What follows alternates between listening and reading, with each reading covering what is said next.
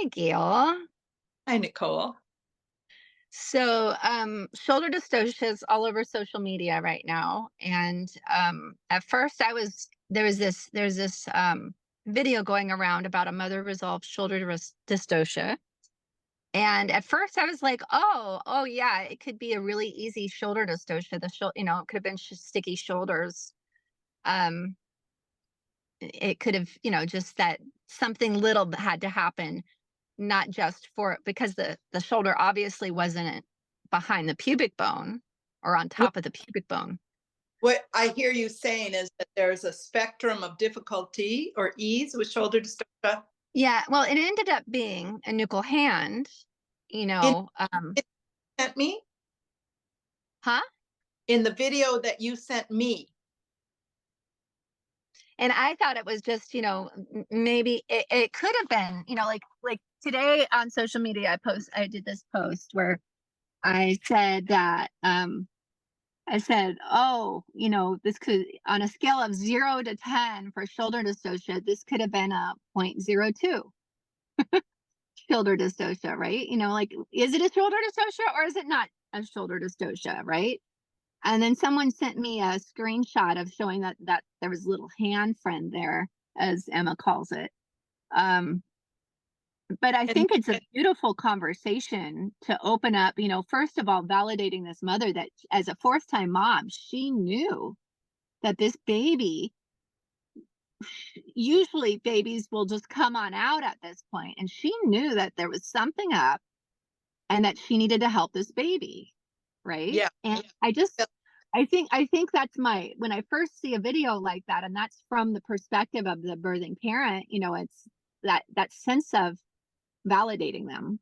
You talk about undisturbed and managed births on different sides of a spectrum, and I think that this polarization is so present in where people are already reacting before they're listening to what really is happening. we're loyal to our ideology. And when we set ourselves at either extreme of undisturbed or highly managed, there is ideology around that because there is a sense of safety with those values. We have values. And if we're not mindful, we could put ourselves on a linear comparison and then we defend our values. That's human nature. Spinning babies comes in with a third perspective. If we look at birth three-dimensionally and multivariably and non-binary, basically, then we can't remain on any point in that duality. We see the value of both. One is offering freedom, one is offering security. We need both. These are human needs. We need to have freedom of movement, freedom to follow our intuition, freedom to resolve our own baby's shoulder dystocia if necessary. But we also need security as a population of people. Often that security is somebody with the knowledge of the multiple types of shoulder dystocia and the variations in maneuvers that address those types. Yeah. Well, you had mentioned earlier the scaling the range of shoulder dystocia ease, right? And that shoulder dystocia, people are like, well, if somebody moves into a different position and the baby comes, it's not a shoulder dystocia. And That's it's not. like, well, I And know. let me tell you, the most fascinating one to me was with a baby that wasn't that big, who had both of their shoulders at the top of the pelvis. And so when the baby wasn't coming in in for this birth, and I did reach up to see where the shoulder was, I had reached my whole hand up before I came in contact with the shoulder.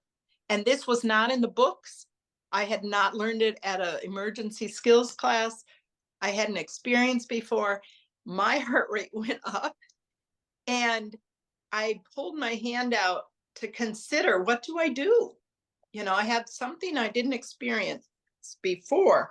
And this mother said, she was in the water tub. She said, I'm going to get up. Now, this is 3 contractions into the head being out.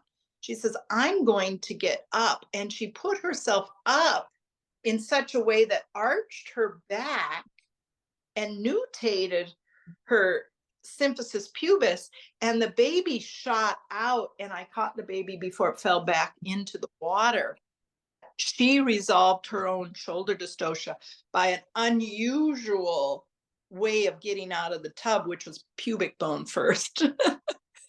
These, especially in these instinctual movements, that the shifts happen, sometimes, the baby can come down with them. And on this range of shoulder dystocias, some of these shoulder dystocias, this won't be enough. It won't be enough, because you're right. It's like, is the change of shape of the pelvis or the opening of the diameters enough? Well, we have situations. Let's see if I can enact this situation where the entire shoulder was inside the symphysis pubis. Now we can't, a position change will not take this shoulder out of this V. It's like the shoulder is caught in a V shape, and we can't turn it. Yeah. Yeah. So we have to go in and it's possible to lift, and it's also possible to bring that arm in to the pelvis, but it's a manual. It's going to be a maneuver. Yeah, no, I know of stories I've heard where abdominal lift and tuck, which is similar to suprapubic, right? Yes. And thinking above the brim, we so many times get so caught, like, looking at the hole, looking at the vagina, and thinking about there, when in fact we can think above the pelvis for how this baby has gotten caught, Yes. and we can kind of, and you'll see people instinctually do this sometimes even while they're pushing. They'll start tucking their pelvis and lifting their belly as Yeah. that baby coming into the pelvis, because they can feel that that's helping, right? Yeah. And sometimes what I found this recently, is you'll have someone with acute pain in one place right above the pelvis as they're pushing. You're getting close to crowning, and that pain is right there. And I go over to give some counter pressure for that pain, and I realize I can feel a shoulder. Yes. And Yes. so, it's like, rather than push, harder, you can go ahead and just put your hand there, and then the baby came. I'm having a little trouble with my doll, but I want to make an image of that, because I felt that too. In fact, you can feel it before the head is born, which is what you're saying. Yeah, like, rather than pushing more to have a shoulder dystocia, you can go ahead and give some pressure there while they push, and then the shoulder comes down behind the pubic bone. And then literally the baby comes out really quickly after that. And the other thing that so you mentioned the person's feeling pain there, and you can palpate to validate to yourself to understand why they're having pain. So then you're like, oh, I wonder if it's because there's a shoulder there, and that's fine. But you can also say, okay, with the next contraction, do a posterior pelvic tilt. That's tucking the that's tucking the tailbone in and making a wider space by the suprapubic. Then it's the contraction that has room to turn the baby and bring the baby down. These are all dynamic understandings of how the pelvis works and how you get room, how you get movement. These are all in the Resolving Shoulder Dystocia course with Nicole Morales on the Spinning Babies website course. Birth taught me these things. Observing birth and observing fetal rotation taught me. And we have other classes that teach maneuvers for shoulder dystocia, and it becomes very alarming when they don't work. And the thing that's missing from other classes, as you know, Nicole, is that they're not asking where that shoulder is in the pelvis. So they're doing rote memorized maneuvers without relating them to this particular baby and pelvis. Yeah. Yeah. Well, I think that we talk about those levels of knowing, and what makes midwifery is really individualizing our care. And individualizing care practice isn't just looking at someone's diet history or something. It's also realizing that we might start with these ideas of this is the process we go through, and that maybe we will use some cutter maneuvers when something comes up, but then also realizing that there's going to be a birth at some point where the same thing that you might have used several times in your career, that you have that muscle memory in your body for, like, for instance, removing a posterior arm, Yeah. suddenly doesn't work. And Yeah.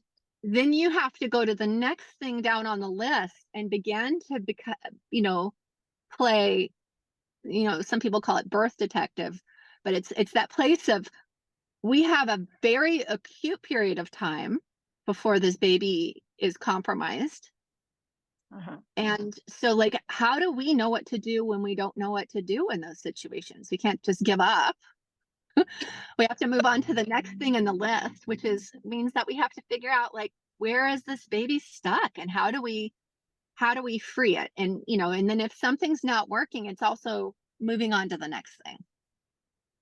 You have to know the pelvic diameters and how the baby can safely be moved in the case where the baby can't move themselves because of something happening in the pelvic diameters, or the cord or their compound arm. And so we have this range of types of shoulder dystocia, and each of those have a range of whether or not it's difficult.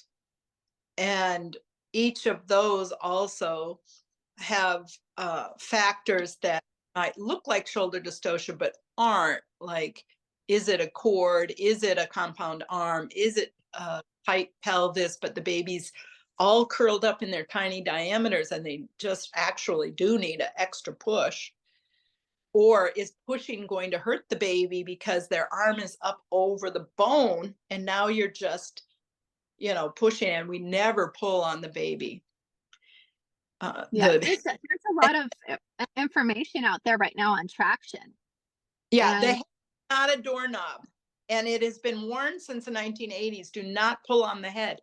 And there's studies on that, and people still do it. Why? Because they think bodies are a machine. And even in a machine, if you were trying to get one piece out of another, you wouldn't pull. You don't pull a tooth straight out. You rotate before or as you pull.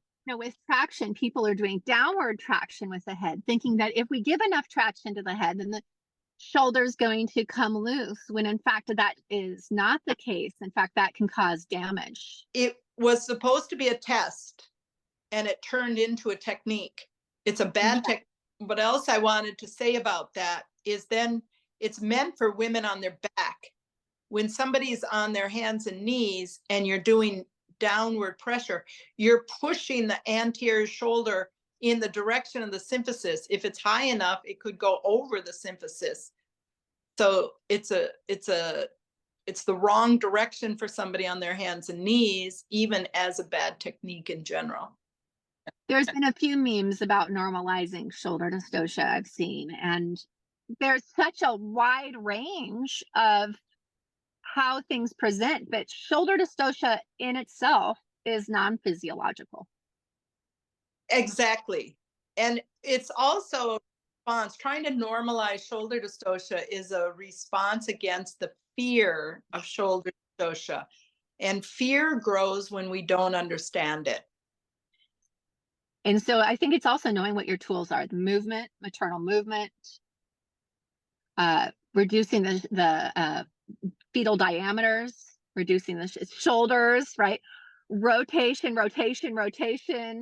moving that baby off of whatever it might be caught on, Mm-hmm. and flipping back and Yeah. forth can help shift baby's position.